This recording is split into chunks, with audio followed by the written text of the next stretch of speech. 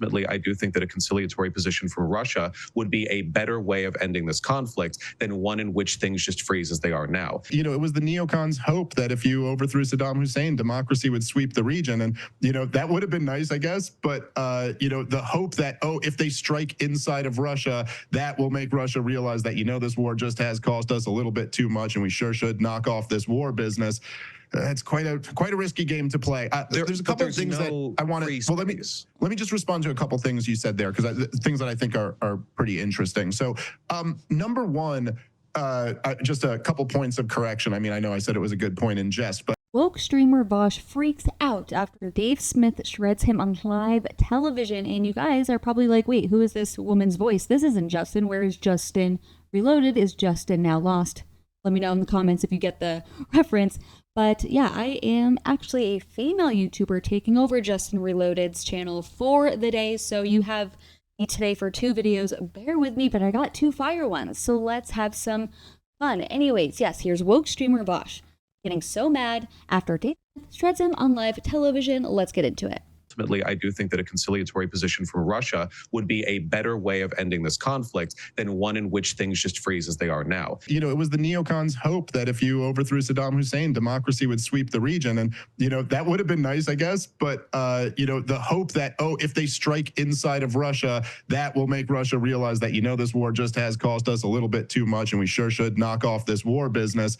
It's quite a risky game to play. There's a couple of things that I want to. Well, let me just respond to a couple things you said there, because things that I think are pretty interesting. So, number one, just a couple points of correction. I mean, I know I said it was a good point in jest. A more fortified Russian military, while the previous one failed. In other words, like, what is this Hail Mary that you're talking about that could change the calculation on the ground to such an extent that it's worth it to continue throwing Ukrainian men and women into the maw of this war? Well, I don't like the term throwing, only because, like, they are, of course, you know, engaged in it, right? They're not just being they're being grabbed in many cases and literally thrown. 45-year-old men. Yeah. Well, literally thrown. Yes. Ukrainian morale, or at least interest in continuing the war, is still high, but that pick aside, I would only say, look, the Hail Mary is something that I hope for. It's not something that I think is guaranteed. With the introduction of ATACMS and other relatively long-ranged, you know, munitions, we have the ability to sort of provide Ukraine the option to strike at depots, refineries, and facilities that are closer to the sort of back lines of the conflict. And that has had like a massive effect in the past 4 or 5 months since that was introduced. I don't know whether that's going to be a game changer in the war in the long run. I hope that it is, because ultimately I do think that a conciliatory position from Russia would be a better way of ending this conflict than one in which things just freeze as they are now. The DMZ buildup along the line that people settled on right now would be catastrophic, and I think it would just guarantee further war. My hope, and this is, I know, perhaps a little naive of me, but I still have a little bit in me that hopes for this. My hope is that eventually, following the expansion of Ukraine's ability to strike at further back targets, this becomes increasingly economically untenable for Russia. There's pressure from both sides. Hey, this has gone on long enough. We literally can't keep this going anymore. We're both on fumes. And like 2 exhausted boxers on the 14th round, they both collapse into each other's arms. And, you know, they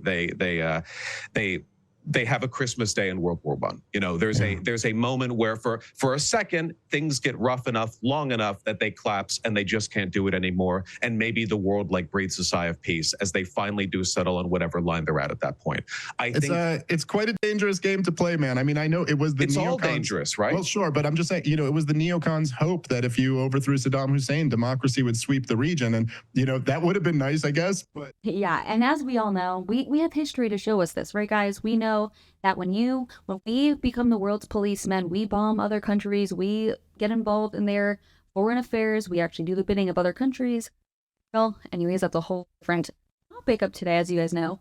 Anyways, we know that there will be retaliation, and that's how war escalates. Okay, so stop the gaslighting. We know that, like, we know what happens. Okay, we know how it goes. Okay, and the neocons always claim that they're trying to just create peace, but in fact, they actually create mass destruction, death, terrible, just everything awful. Yeah, done with the neocons. Comment down below, do you hate neocons like me?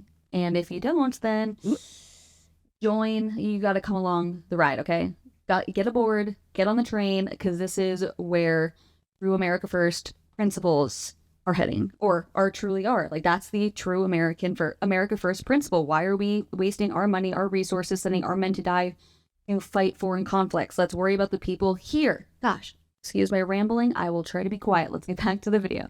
The hope that, if they strike inside of Russia, that will make Russia realize that, this war just has cost us a little bit too much, and we sure should knock off this war business. It's quite a risky game to play. There's a couple of things that I want to. Well, let me just respond to a couple things you said there, because things that I think are pretty interesting. So, number one. Just a couple points of correction. I mean, I know I said it was a good point in jest, but no, it's not true that every dollar that goes to Ukraine is a dollar that doesn't go to Israel. I mean, as you know, we print money out of thin air, and the U.S. government is quite fine to spend well beyond its means. So no, they can deficit finance through fiat currency both of these wars at the same time. Now, what that's going to do to our dollar, equipment too, not just money. Sure. Yeah, no, mostly we're just bribing the military-industrial complex and sending old weapons over there. However, there is, as you brought up the talk of agency before, it is true that individuals have agency. It's also true that there's such a thing as moral hazard. So if I were to just say, I'll start giving, hey, Ryan, I'm going to start giving you $1 million a month. And then you quit your job and you sit at home, and I go, look, he doesn't want to work. He doesn't want to work. He wants to stay home. He doesn't want to do it. It's like, well, yeah, okay, there is some truth to that, but might that have, the Ukrainians just want to fight. Okay, but might that have something to do with the blank check that they've received from the world? So the whole point here, right, is that, and this is true with Israel and with Ukraine, what happens is that when the biggest bully in the history of the world, the U.S. empire, says, we got your back, people get a lot braver than they otherwise would. If Israel didn't have unconditional support from the United States of America, they'd be forced to make a deal with some of their neighbors. And same with Ukraine. You say like, if the war ended, Ukraine would just be ready to fight Russia again in a few years without our backing, without us arming them, without all of Europe behind them? No, they wouldn't, because they know it's a fight they couldn't possibly win. Dave, what's a riskier game to play? I mean, I think I know what your answer would be to this, but what's a riskier game to play? Is it allowing Putin to expand unchecked, just to go back to the argument that Vaush made earlier, or is it, escalating the war? It seems as though there are risks in both scenarios, and why is one riskier than the other? Well, look, I mean, okay, so the biggest risk that, again, as I mentioned at the beginning, we should all be concerned about is the potential of nuclear war.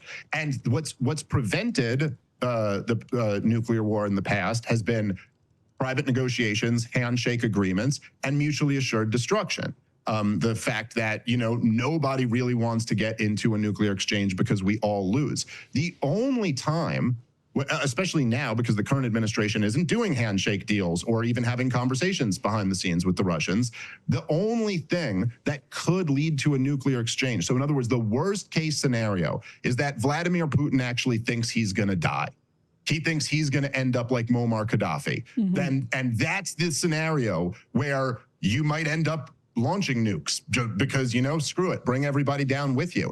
In terms of the risk of Russian expansion, I do think that Vaush made a somewhat fair point where, look, between the mix of, this is my point, not yours, but resulting in yours, between the mix of NATO joint military exercises with the Ukrainian government, the massive amounts of foreign aid, the weapons shipments that Ukraine has got, going back to before the invasion of 2022, but certainly since 2022, it has made Ukraine a tougher adversary than they otherwise would have been. Vladimir Putin famously said back in 2008, when he was warning Burns, who was the ambassador to Russia at the time, that I could be in Kiev in 2 weeks. Well, I don't think that's true anymore. I think it's a tougher battle for him than that. But then also, you think because he ends up getting the eastern part of Ukraine, that he's moving on Poland after that? I just think there's absolutely no reason to think that that's the situation. I don't think the bottom line is that... Although he's right next to Poland, it seems like, given the history of NATO and everything else, that's pretty dangerous too. Well, I don't know. I mean, the whole argument that all of the people who wanted to bring Ukraine into NATO made was that, well, he won't attack them if they're a NATO country. Now he's going to go after Poland. I just don't see it as being very likely. I don't think the guy's on a suicide mission. I think, as Burns told Condoleezza Rice, that it was never a suicide mission. It was a choice they didn't want to have to make. That's what our intelligence was saying at the time. And so, no, I don't think that there is to pretend. Look, I think American expansionism has been more of a threat to the American Republic than anything else. The idea that Putin is somehow some type of existential threat to America, I think, is, aside from the nuclear question, just not true. I think that... Yeah, let me know. Bingo. Dave Smith, guys, I think he is one of the best political commentators, particularly when it comes to foreign policy, wars. He's very big on anti-war. So I've been watching him for years, and he's been blowing up with the current in Israel and Iran. So it's really great to see someone who actually stands on strong, principled, America first, non-interventionalist, anti-war principles. We need more people like that being propped up, and we need to get rid of the neocons in the Republican Party. Yeah, let me know your take on this and the current situation with Iran and Israel. And I hope you enjoyed today's video, and I will see you in the next one, and then we'll be bye potentially forever. Don't be too sad about it. Just kidding. Have a great day, guys. Thanks for watching. Bye.